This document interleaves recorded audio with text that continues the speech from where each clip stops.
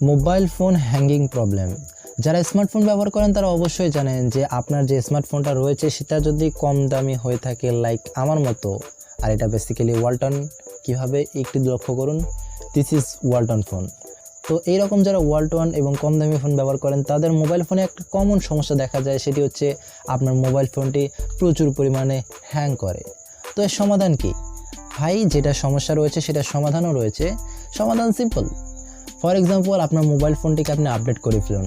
Update বলতে আমি বোঝাচ্ছি আপনার মোবাইল ফোনটিকে আপনি পাল্টিয়ে ফেলুন বা এক্সচেঞ্জ করে একটা নতুন ফোন নিয়ে নিন 2021 সালের মতে। বুঝলাম, কিন্তু ব্যাপারটা হচ্ছে ভাই, যাদের আপডেট করার ক্ষমতা নেই বা যারা আপডেট করতে চাচ্ছেন না, একটা সিম্পল ফোন ব্যবহার করতে চাচ্ছেন, সেখানে তারা সমস্যা এটাই পড়েন যে মোবাইল ফোন প্রচুর পরিমাণে হ্যাং করে, প্রচুর পরিমাণে গরম হয়, চার্জ থাকে না, এই ধরনের সমস্যাগুলো পড়েন। তো আজকে আমি কিছু আপনাদেরকে টিপস বলবো। কয়টা টিপস বলবো? 1টা 2টা 3টা 4টা 5টা, মোটামুটি যে টিপসগুলো যদি আপনি আপনার স্মার্টফোনে অ্যাপ্লাই করেন তাহলে শিওর আপনার স্মার্টফোনটি কখনোই হ্যাং করবে না, আর স্মার্টফোনটি ফাস্ট থাকবে, চার্জ কম যাবে, অ্যান্ড দেন আপনি স্মুথ একজন ইউজার হতে পারবেন যদি আপনি এই টিপসগুলো ফলো করে থাকেন। So let the game begin.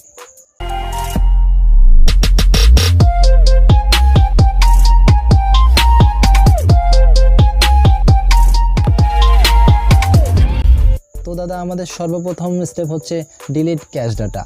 এখন বলবেন ক্যাশ ডাটা কি?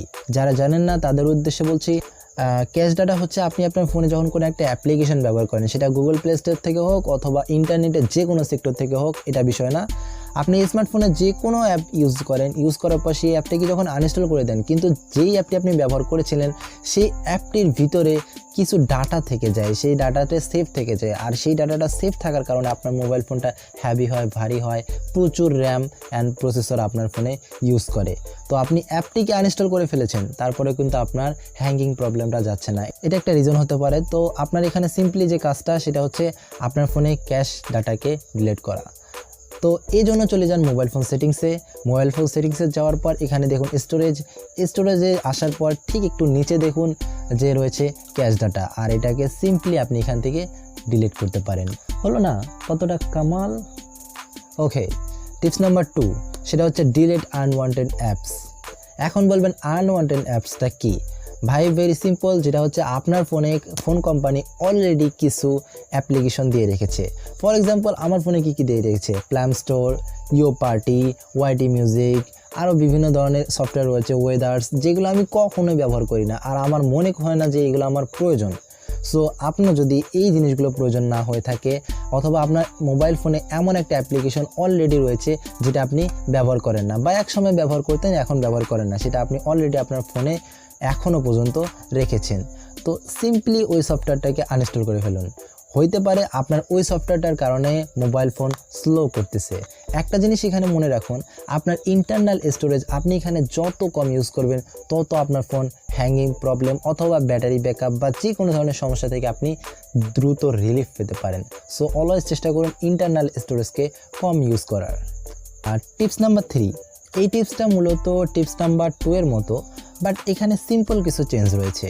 আমরা টিপস নাম্বার 2 এ যেটা বলেছিলাম সেটা হচ্ছে আপনি যে অ্যাপ্লিকেশনগুলো ব্যবহার করেন না সেগুলোকে আনইনস্টল করে দিন, কিন্তু এখানে ব্যাপারটা হচ্ছে যে জিনিসগুলো আপনি ব্যবহার করেন না, আবার কিছু কিছু অ্যাপ রয়েছে যেগুলো আপনার স্মার্টফোনে বা আমাদের স্মার্টফোনে আনইনস্টলও হয় না, ডিলিটও হয় না, কিছু হয় না।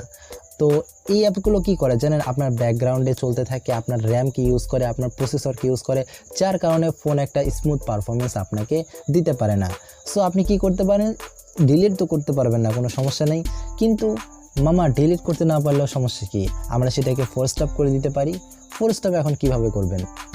ওকে, তো সর্বপ্রথম সেটিংসে যান, সেটিংসে যাওয়ার পর অ্যাপ্লিকেশনে চলে যান, অ্যাপ্লিকেশনে যাওয়ার পর অ্যাপ্লিকেশন ম্যানেজারে চলে যান, এবং যে অ্যাপসগুলো আপনি ব্যবহার করেন না সেখানে সিম্পলভাবে এখানে আপনি ফোর স্টপ বা ডিসেবল করে দিতে পারেন, যেটা পরবর্তীতে আপনার ব্যাকগ্রাউন্ডে চলবে না বা রান হবে না। এতে কি হবে? আপনার যে প্রসেসর, আপনার যে র্যাম রয়েছে সেটা একটু হলেও কিন্তু ফ্রি থাকবে, আর আপনার স্মার্টফোন ফাস্ট কাজ করবে লাইক প্রো।